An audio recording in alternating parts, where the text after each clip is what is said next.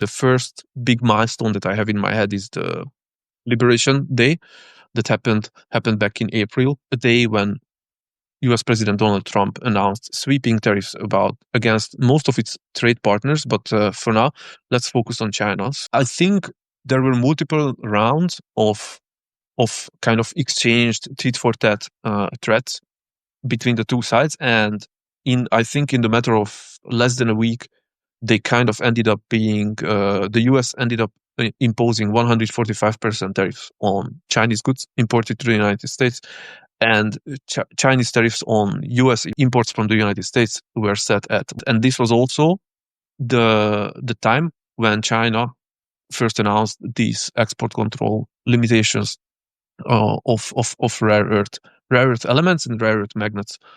And almost immediately, it kind of turned industrial production in Europe, at least, upside down.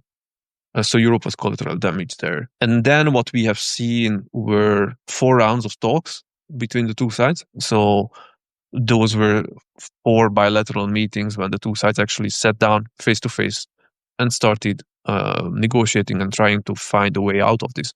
The first round happened in the same month, in April. It was in Geneva, Switzerland.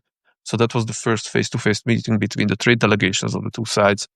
And it also entailed a significant de-escalation of tensions. So they went into that meeting with more than 100% tariffs on each other's goods, but they came out of that meeting with Chinese goods in the US tariffed at 30%, and then US goods in China tariffed at. So that was certainly a significant point of de-escalation. And at that point, the US also focused on the fentanyl problem, saying that China does not do enough to limit the export of precursor materials. So that was Geneva.